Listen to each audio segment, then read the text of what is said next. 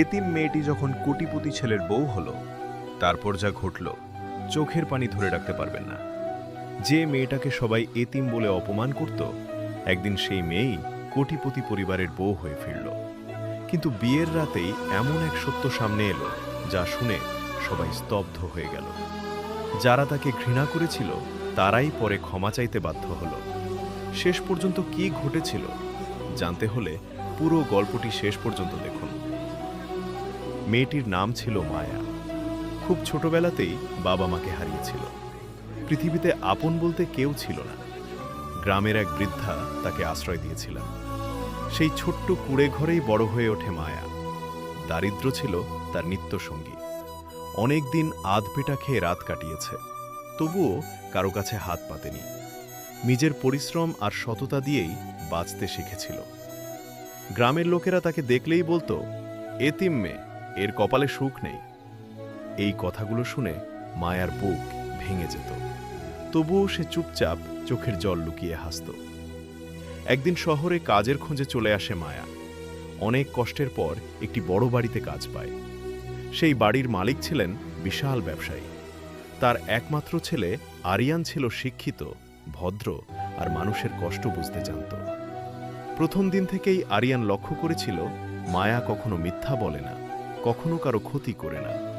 সবাই যখন তাকে কাজের মেয়ে বলে ছোট করত, আরিয়ান তখন সম্মান দিয়ে কথা বলত।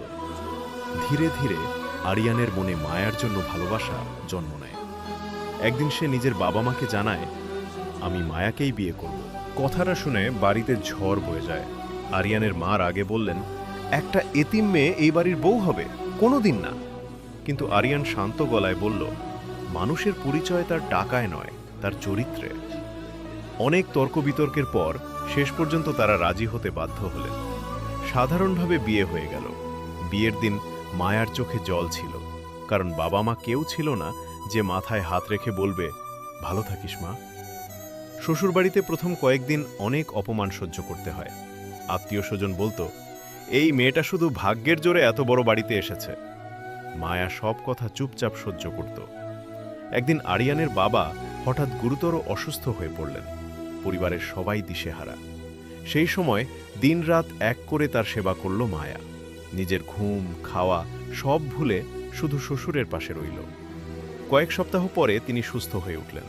চোখে জল নিয়ে তিনি বললেন, বুঝলাম, এতিম সে বুঝলাম। এতিম সে নয় যার বাবা মা নেই। এতিম সে যার মনে ভালোবাসা নেই।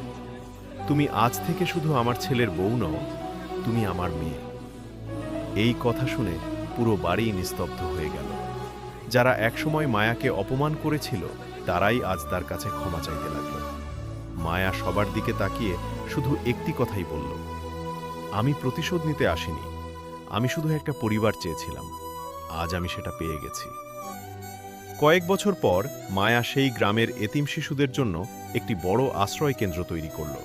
সে বলতো, আমি জানি বাবা মা ছাড়া বড় হওয়ার কষ্ট কেমন, তাই আর কোনো শিশুকে যেন একা কাঁদতে না হয়।